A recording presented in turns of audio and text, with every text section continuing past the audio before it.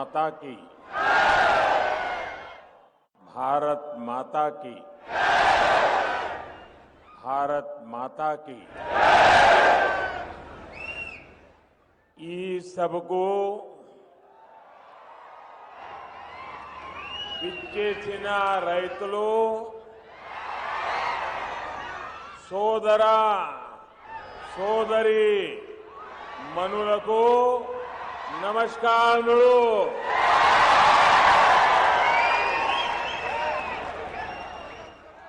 तेलंगाना की governor doctor Tamilisai Soundararajan जी, केंद्रीय मंत्रिमंडल में मेरे सहयोगी श्री किशन रेड्डी जी, भगवंत खुबा जी, संसद में मेरे साथी पंडित संजय कुमार जी,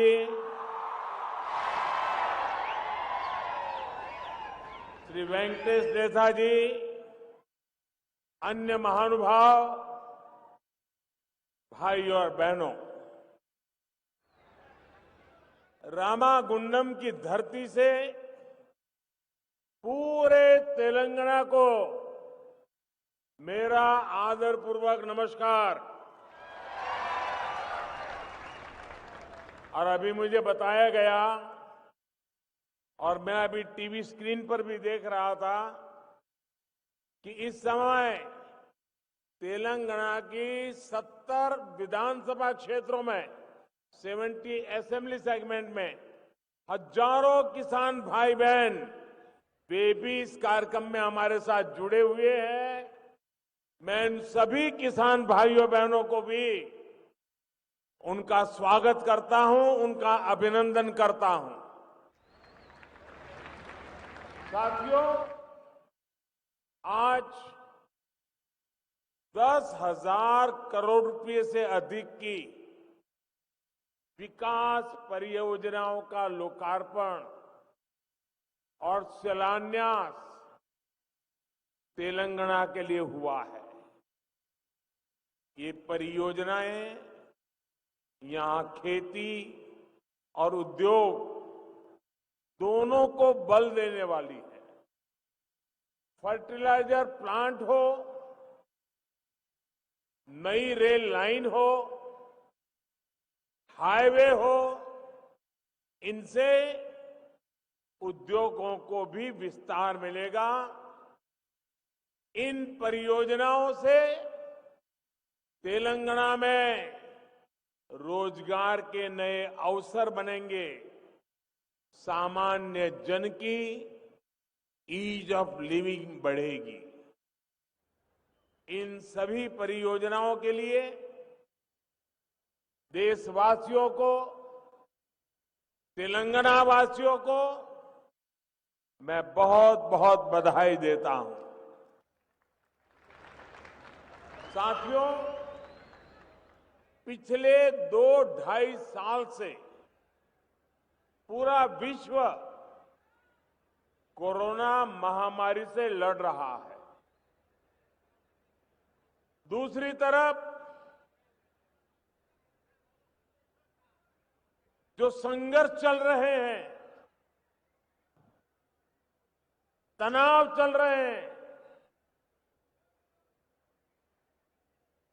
मिलिट्री एक्शन हो रहे हैं, उसका परिणाम भी, उसका प्रभाव भी देश और दुनिया पर पड़ रहा है। लेकिन इन विपरीत परिस्थितियों के बीच आज हम सभी पूरी दुनिया में एक और बात प्रमुखता से सुन रहे हैं।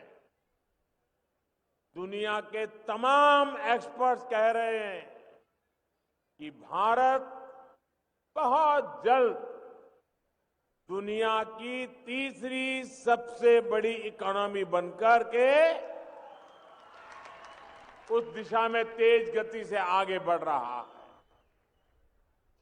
सभी एक्सपर्ट ये भी कह रहे हैं कि जितनी ग्रोथ 90 के बाद 30 साल में हुई उतनी अब सिर्फ कुछ ही वर्षों में होने वाली है। आखिर इतना अभूतपूर्व विश्वास आज दुनिया को, आर्थिक जगत के विद्वानों को इतना विश्वास आज भारत पर क्यों है? इसका सबसे बड़ा कारण है भारत में पिछले 8 वर्ष में हुआ बदलाव। पिछले 8 सालों में देश ने काम करने के पुराने तौर तरीके बदल डाले। इन 8 वर्षों में गवर्नेंस को लेकर सोच में भी बदलाव आया है, अप्रोच में भी बदलाव आया है। चाहे इंफ्रास्ट्रक्चर हो, चाहे सरकारी प्रक्रियाएं हो, चाहे ईज ऑफ डूइंग बिजनेस हो, इन बदलावों को प्रेरित कर रही है भारत की एस्पिरेशनल सोसाइटी। आज विकसित होने की आकांक्षा लिए आत्मविश्वास से भरा हुआ नया भारत दुनिया के सामने है। भाइयों और बहनों, विकास हमारे लिए 24 घंटे, 7 दिन, 12 महीने और पूरे देश में चलने वाला मिशन है। हम एक प्रोजेक्ट का लोकार्पण करते हैं तो अनेक नए प्रोजेक्ट पर काम करना शुरू कर देते हैं। ये हम आज यहां भी देख रहे हैं। और हमारा ये भी प्रयास होता है कि जिस प्रोजेक्ट का शिलान्यास हो उस पर तेजी से काम हो और वो तेजी से पूरा हो। रामागुंडम का ये फर्टिलाइजर कारखाना इसका एक उदाहरण है। इस साल 2016 में इसका शिलान्यास किया था और आज इसे राष्ट्र को समर्पित कर दिया गया है। भाइयों और बहनों, 21वीं सदी का भारत बड़े लक्ष्यों को तय करके उन्हें तेजी से प्राप्त करके ही आगे बढ़ सकता है। और आज जब लक्ष्य बड़े होते हैं तो नई पद्धति अपनानी होती है, नई व्यवस्थाएं बनानी होती है।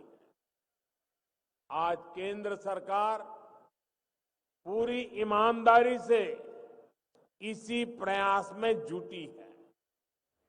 देश का फर्टिलाइजर सेक्टर भी इसका गवाह बन रहा है।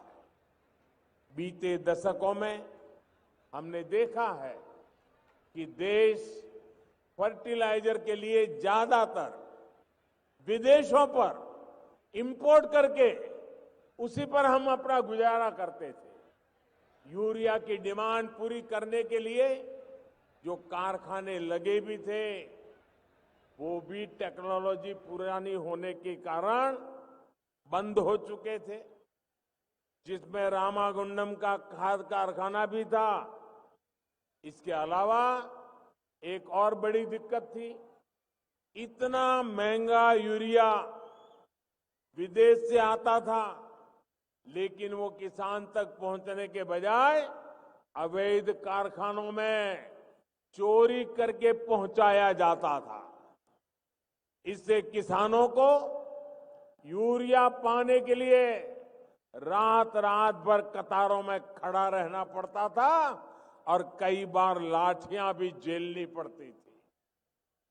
2014 से पहले हर साल, हर सीजन में यह समस्या किसानों के सामने आती थी। साथियों, 2014 के बाद केंद्र सरकार ने पहला काम ये किया कि यूरिया की 100% नीम कोटिंग कर दी। इससे यूरिया की काला बाजारी रुक गई। केमिकल की फैक्ट्री में जो यूरिया पहुंच जाता था वो बंद हो गया। खेत में कितना यूरिया डालना है ये पता करने के लिए भी किसान के पास बहुत सुविधा नहीं थी, रास्ते नहीं थे। इसलिए हमने किसानों को सॉइल हेल्थ कार्ड इस देने का पूरे देश में अभियान किया। सॉइल हेल्थ कार्ड मिलने से किसान को ये जानकारी मिली कि भाई अगर हमें उपज बढ़ानी है तो बेवजह यूरिया के उपयोग की जरूरत नहीं है। उसको मिट्टी के स्वभाव का पता चलने लगा। साथियों, एक बहुत बड़ा काम हमने यूरिया में आत्मनिर्भरता को लेकर शुरू किया। इसके लिए देश के जो 5 बड़े खाद कारखाने बरसों से बंद पड़े थे उनको फिर से शुरू करना जरूरी था। अब आज देखिए, यूपी के गोरखपुर में खाद उत्पादन शुरू हो चुका है। रामागुंडम खाद कारखाने का भी लोकार्पण हो गया है। जब ये 5 कारखाने चालू हो जाएंगे तो देश को 60 लाख टन यूरिया मिलने लगेगा। यानी हजारों करोड़ रुपए विदेश जाने से बचेंगे और किसानों को यूरिया और आसानी से मिलेगा। रामागुंडम खाद कारखाने से तेलंगाना के साथ ही आंध्र प्रदेश, कर्नाटका, छत्तीसगढ़ और महाराष्ट्र के किसानों को भी मदद मिलेगी। इस प्लांट की वजह से इसके आसपास दूसरे बिजनेस के अवसर बनेंगे। लॉजिस्टिक और ट्रांसपोर्ट से जुड़े काम खुलेंगे। यानी 6,000 करोड़ रुपए जो केंद्र सरकार ने यहां निवेश किया है, इससे कई हजार करोड़ का लाभ तेलंगाना के नौजवानों को होने वाला है। भाइयों और बहनों, देश के फर्टिलाइजर सेक्टर को आधुनिक बनाने के लिए हम नई टेक्नोलॉजी पर भी उतना ही बल दे रहे हैं। भारत ने यूरिया की नैनो टेक्नोलॉजी विकसित की है। एक बोरी यूरिया से जो लाभ होता है वो नैनो यूरिया की एक बोतल से ही मिलने वाला है। साथियों, खाद में आत्मनिर्भरता कितनी आवश्यक है ये हम आज की वैश्विक परिस्थितियों को देखते हुए और ज्यादा अनुभव कर रहे हैं। कोरोना आया, लड़ाई छिड़ी तो दुनिया में फर्टिलाइजर की कीमत बढ़ गई। लेकिन हमने इन बड़ी कीमतों का बोझ अपने किसान भाइयों बहनों पर नहीं पड़ने दिया। यूरिया का हर बैग जो केंद्र सरकार विदेश से लाती है वो लगभग एक बोरी फर्टिलाइजर बाहर से लाते हैं तो 2,000 रुपए में खरीदते हैं। भारत सरकार 2,000 रुपए देकर के लाती है, लेकिन किसानों से 2,000 रुपया नहीं लेते हैं। सारा खर्च भारत सरकार उठाती है। सिर्फ 270 रुपये में ये फर्टिलाइजर की थैली किसान को मिलती है। इसी प्रकार डीएपी का एक बैग भी सरकार को करीब करीब 4,000 रुपये में पड़ता है, लेकिन किसानों से 4,000 रुपये नहीं लेते हैं। इस एक बैग पर भी सरकार एक एक बैग पर 2,500 रुपया से भी ज्यादा सब्सिडी सरकार देती है। साथियों, बीते 8 वर्षों में किसान को सस्ती खाद देने के लिए ही केंद्र सरकार, ये आंकड़ा भी याद रखना भाइयों, बताना लोगों को, 8 वर्ष में किसान को खाद का बोझ न बढ़े, उसको सस्ती खाद मिले, इसलिए 9.5 लाख करोड़ रुपए यानी करीब करीब 10 लाख करोड़ रुपए भारत सरकार खर्च कर चुकी है। इस वर्ष ही केंद्र सरकार 2.5 लाख करोड़ रुपए से ज्यादा किसानों को सस्ती खाद देने के लिए खर्च करेगी, 2.5 लाख करोड़ रुपया। इसके अलावा हमारी सरकार पीएम किसान सम्मान निधि के तहत भी लगभग 2.25 लाख करोड़ रुपए सीधे किसानों के बैंक खातों में ट्रांसफर कर चुकी है। किसानों के हितों को सर्वोपरि रखने वाली जब सरकार दिल्ली में है, तो किसानों की भलाई के लिए अनेक विध ऐसे प्रकल्पों को आगे बढ़ाते हैं, काम करते हैं। साथियों, दशकों से हमारे देश के किसान खाद से जुड़ी एक और समस्या से भी जूझ रहे हैं। दशकों से खाद का ऐसा बाजार बन गया था जिसमें भांति भांति के फर्टिलाइजर, भांति भांति फर्टिलाइजर के ब्रांड ये बाजार में बिकते थे। इस वजह से किसान के साथ धोखाधड़ी भी बहुत होती थी। अब केंद्र सरकार में इससे भी किसानों को राहत देने की शुरुआत की है।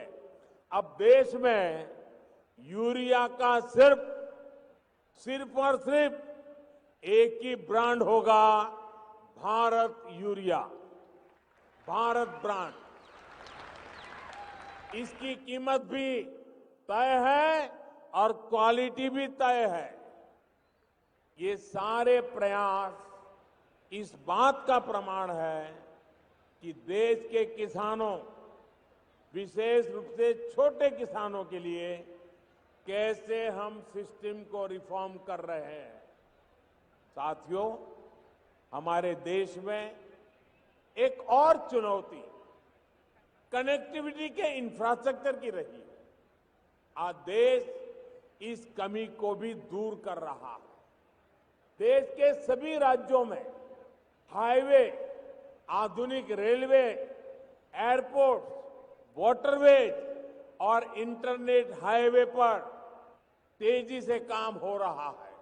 अब इसे पीएम गति शक्ति नेशनल मास्टर प्लान से नई ऊर्जा मिल रही है। आप याद करिए, पहले क्या होता था? उद्योगों के लिए स्पेशल जोन डिक्लेयर होते थे, लेकिन वहां तक सड़क, बिजली, पानी, जो प्राथमिक सुविधाएं चाहिए, वो भी पहुंचाने में कई साल लग जाते थे। अब इस कार्यशैली को हमने बदल रहे हैं। अब इंफ्रा प्रोजेक्ट पर सभी स्टेक होल्डर और प्रोजेक्ट से जुड़ी सभी एजेंसियां एक साथ मिलकर एक तय रणनीति पर काम करते हैं। इससे प्रोजेक्ट से लटकने भटकने की संभावना खत्म हो गई है। साथियों, भद्राद्री कोत्तागुडेम ये जिला और खम्मम जिले को जोड़ने वाली नई रेल लाइन आज आपकी सेवा के लिए समर्पित है। इस रेल लाइन से यहां के स्थानीय लोगों को तो लाभ होगा ही, पूरे तेलंगाना को भी लाभ होगा। इससे तेलंगाना के बिजली सेक्टर को लाभ होगा, उद्योगों को लाभ होगा और नौजवानों के लिए रोजगार के नए अवसर बनेंगे। निरंतर प्रयासों के कारण 4 साल में ये रेल लाइन बनकर भी तैयार है और बिजलीकरण भी हो चुका है। इससे कोयला कम खर्च में बिजली कारखाने तक पहुंच पाएगा और प्रदूषण भी कम होगा। साथियों, आज जिन 3 हाईवे के चौड़ीकरण का काम शुरू हुआ है, उससे कोयला बेल्ट, औद्योगिक बेल्ट और गन्ना किसानों को सीधा लाभ होगा। यहां तो हल्दी की पैदावार बढ़ाने में भी हमारे किसान भाई बहन जुटे हुए हैं।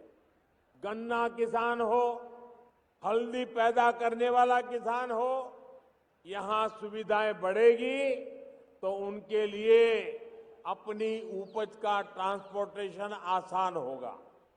इसी प्रकार कोयले की खदानों और बिजली कारखानों के बीच भी सड़क चौड़ी होने से सुविधा होगी, समय कम लगेगा। Hyderabad Warangal industrial corridor, Kakatiya mega textile park की चौड़ी सड़कों से कनेक्टिविटी, इनका भी सामर्थ्य बढ़ाएगी। साथियों, जब देश विकास करता है, विकास के कार्यों में गति आती है, तो कई बार राजनीतिक स्वार्थ के लिए कुछ विकृत मानस वाले लोग, कुछ ताकतें अपना अफवाह तंत्र, रूमर्स, अफवाह तंत्र चलाने लगती है, लोगों को भड़काने लगती है। तेलंगाना में ऐसी ही अफवाहें आजकल सिंगारेणी कोयलरीज कंपनी लिमिटेड SCCL और विभिन्न कोल माइंस को लेकर उड़ाई जा रही है। और मैंने सुना है हैदराबाद से उसको हवा दी जा रही है, उसमें नए नए रंग भरे जा रहे हैं। मैं आज जब आपके बीच आया हूं तो मैं कुछ जानकारी आपको देना चाहता हूं, कुछ फैक्ट्स आपके सामने रखना चाहता हूं, कुछ तथ्य आपको बताना चाहता हूं।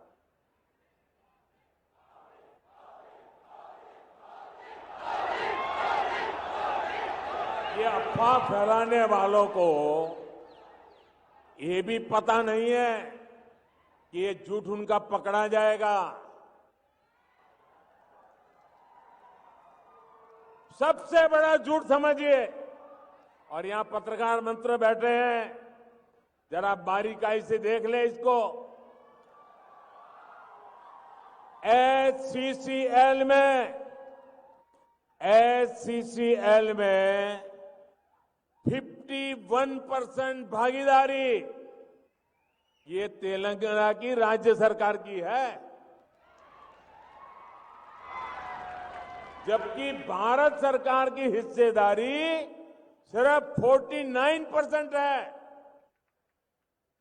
SCCL के निजीकरण से जुड़ा कोई भी फैसला केंद्र सरकार अपने स्तर पर कर ही नहीं सकती है।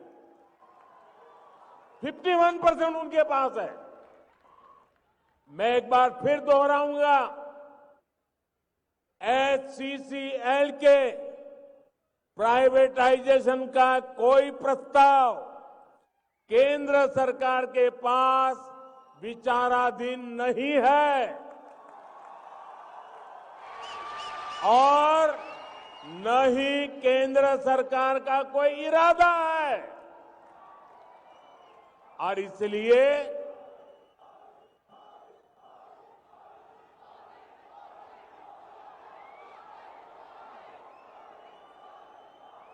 और इसलिए मैं अपने भाई बहनों से आग्रह करता हूं कि किसी अफवाह पर जरा भी ध्यान न दे, ये झूठ के व्यापारियों को हैदराबाद में रहने दें। साथियों, हम सभी ने देश में कोल माइंस को लेकर हजारों करोड़ रुपए के घोटाले होते देखे हैं। इन घोटालों में देश के साथ ही श्रमिकों, गरीबों और उन क्षेत्रों का नुकसान हुआ जहां ये माइंस थी। आज देश में कोयले की बढ़ती हुई जरूरत को देखते हुए कोल माइंस की पूरी पारदर्शिता के साथ नीलामी की जा रही है। जिस क्षेत्र से खनिज निकल रहा है उसका लाभ वहां रहने वाले लोगों को देने के लिए हमारी सरकार ने डीएमएफ यानी डिस्ट्रिक्ट मिनरल फंड भी बनाया है। इस फंड के तहत भी हजारों करोड़ रुपए राज्यों को रिलीज किए गए हैं। भाइयों और बहनों, हम सबका साथ, सबका विकास, सबका विश्वास और सबका प्रयास के मंत्र पर चलते हुए तेलंगाना को आगे बढ़ाना चाहते हैं। तेलंगाना के तेज विकास के लिए आप सभी का आशीर्वाद हमें मिलता रहेगा। इसी विश्वास के साथ फिर एक बार आपको ये ढेर सारे विकास कार्यों की बहुत बहुत बधाई। मेरे किसान भाइयों को विशेष बधाई। और इतनी बड़ी तादाद में आप लोग आए। हैदराबाद में कुछ लोगों को आज नींद नहीं आएगी। इतनी बड़ी तादाद में आने के लिए मैं आपका बहुत बहुत आभारी हूं। धन्यवाद। मेरे साथ बोलिए भारत माता की। दोनों मुट्ठी बंद करके पूरी ताकत से बोलिए भारत माता की, भारत माता की, भारत माता की। धन्यवाद जी।